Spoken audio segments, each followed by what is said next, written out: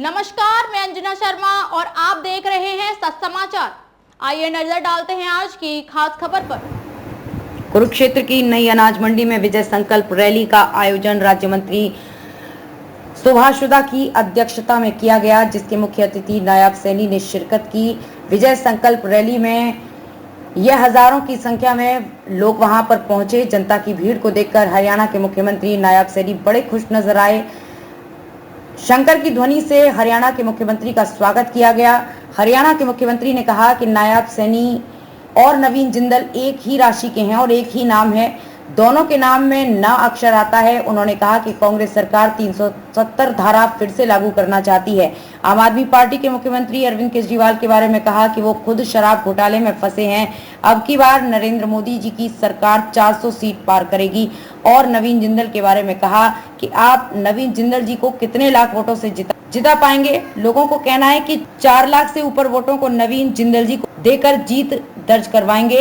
ये बात सुनकर हरियाणा के मुख्यमंत्री बड़े खुश थे। कुरुक्षेत्र की नई अनाज मंडी में हजारों की संख्या में लोग मौजूद थे। कुरुक्षेत्र लोकसभा प्रत्याशी नवीन जिंदल ने कहा कि ये जीत आप लोगों की होगी।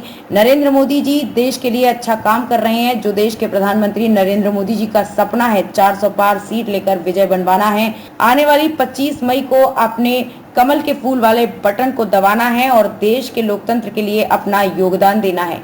जनता की भीड़ को देखकर नवीन जिंदल जी ने बड़े खुश थे और उन्होंने कहा कि मैं समाज सेवा के लिए आया हूं और सामाजिक कार्य करूंगा और मैं नरेंद्र मोदी जी की नीति और कार्यप्रणाली में विश्वास रखता हूं। आप लोगों ने कमल फूल पर बटन दबाकर मुझे विजय बनवाना है और मैं आप लोगों का जो भी कार्य पूरा करूंगा। नवीन जिंदल की धर्मपत्नी ने भी जनता से नवीन जिंदल के लिए वोट की अपील की। हरियाणा के मुख्यमंत्री ने लोकसभा प्रत्याशी नवीन जिंदल जी का नामांकन पत्र दाखिल किया गया। इस मौके पर नवीन जिंदल जी की माता सावित्री जिंदल, धर्मपत्नी शालू जिंदल, पूर्व राज्य मंत्री कमलेश टांडा, करणदेव कंबोज, कुलवंत बाजीगर, कृष्ण बेदी कैथल, जिला अध्यक्ष अशोक गुर्जर, कैथल विधायक लीलाराम ज्योति सैनी, श्रीमती शैली मुंजाल, रविकांत, राज्य मंत्री सुभाष सुधा, अक्षरा गुप्ता, सतपाल भारद्वाज, मंडल अध्यक्ष वीरेंद्र बत्रा, हरियाणा की जनता शुभ कार्य पर मौजूद थी।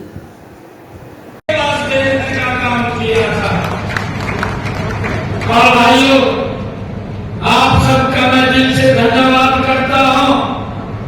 हम देख भी रहे हैं इन 10 वर्षों में नरेंद्र मोदी जी के नेतृत्व में भाइयों मेरा एक कुरुक्षेत्र बदला है, मेरा हरियाणा प्रदेश बदला है, मेरा ये देश बदला है। आज गांव गली वार्ड में एक ही चर्चा होती है कि वही काम तो मोदी ने जबरदस्त किए हैं, काम तो भारतीय जनता पार्टी की सरकार ने जबरदस्त किए हैं। और भाइयों ये चर्चा अंदर खाते ये कांग्रेस के घर के अंदर भी होती है। कांग्रेस के लोग जब भाई भोजन की थाली के ऊपर बैठते हैं तो वो भी बैठ करके इस बात की चर्चा करते हैं कि मोदी ने भारत को मजबूत किया है। दुनिया के अंदर नरेंद्र मोदी ने भारत को आगे बढ़ाने का लगातार काम किया है। ये चर्चा उनके घर में भी होती है। परंतु भाई उनकी मजबूरी उनकी है कि परिवार के आगे सरेंडर करते हैं, परिवार के आगे बोल नहीं सकते हैं। जो वहां से लिख करके आता है वही उनके नेता बोलने का काम करते हैं। भाइयों, मैं आप लोगों को बताना चाहूंगा कि इन 10 वर्षों में देश के अंदर गरीब के लिए काम हुआ है। इन 10 वर्षों में भाइयों रोड के इंफ्रास्ट्रक्चर को मजबूत किया गया है। इन 10 वर्षों में देश के अंदर रेलवे कनेक्टिविटी को मजबूत किया गया है। इन 10 वर्षों में देश में कनेक्टिविटी को मजबूत किया गया है। इन 10 वर्षों में देश के हेल्थ सिस्टम को मजबूती से आगे बढ़ाया गया है। भाइयों, हम देखते हैं 7 सालों में कांग्रेस ने देश के अंदर एक एम्स खोला था। अटल बिहारी वाजपेयी जी ने उसकी संख्या 4 की थी। नरेंद्र मोदी जी ने 10 वर्षों में उसकी संख्या 24 की है। आज लोगों को स्वास्थ्य सुविधाओं को लेकर के उनको लाभ मिल रहा है।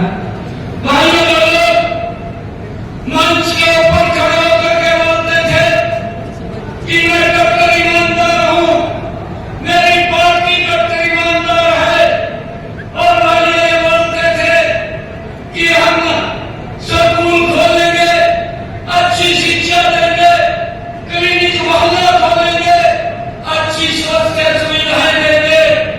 भाइयों जो लोग ईमानदारी की बात करते थे, जो लोग ये बोलते थे कि मैं मकान नहीं दूंगा, जो लोग ये बोलते थे मैं गाड़ी नहीं दूंगा, जो लोग ये बोलते थे अगर मेरे ऊपर आरोप लगेगा मैं त्याग पत्र दे करके सबसे पहले उसकी जांच कराऊंगा, जो लोग ये बोलते थे उनकी वीडियो भी है, ये बोलते थे कि अगर सोनिया गांधी की जांच हो जाए ईडी से तो वो अंदर चली जाएगी।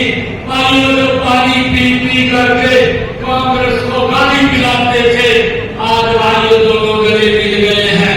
और हमें ये भी देखना है, जो लोग शिक्षा की बात करते थे, जो क्लिनिक मोहल्ले की बात करते थे, भाइयों उनके शासन के अंदर शराब की दुकानें ज्यादा खुल गई हैं, ये भी हमें देखना होगा।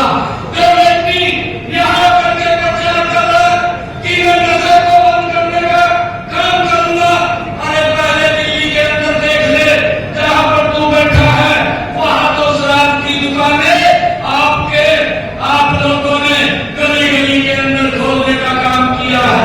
मैं दुर्भाग्यपूर्ण कहूंगा कि इनकी सरकार ने भाइयों महिलाओं के लिए भी अलग से ठेके खोलने की व्यवस्था दिल्ली के अंदर की है। ये किस मुंह से बात बोलते हैं कि हम नशे को समाप्त करेंगे? अरे भाइयों नशे के प्रति तो ये भारतीय जनता पार्टी की सरकार मजबूती से लड़ाई लड़ रही है। हम चाहते हैं कि कोई भी हमारा युवा भाइयों वो रास्ता न भटके और वो अच्छे रास्ते के ऊपर जाए। ये 10 वर्षों के अंदर हमारी सरकार ने सुनिश्चित किया है। भाइयों इस बात को हमने समझना है। जो लोग बोलते थे कि भाइयों अगर सोनिया गांधी की जांच हो जाए, भाइयों ईडी अगर जांच करेगी तो जेल में चली जाएगी। आज आपके सामने है, उन दोनों का गठबंधन हो गया है, दोनों एक दूसरे के गले मिल रहे हैं।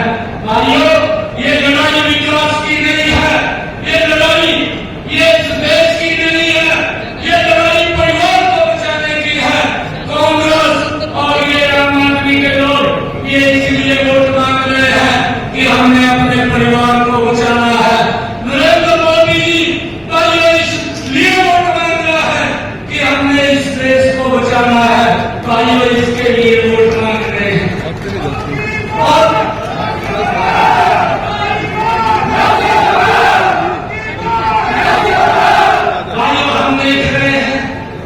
हम ये भी देख रहे हैं कि 10 वर्षों में गरीब के प्रति मजबूती से ये सरकार ने काम किया है।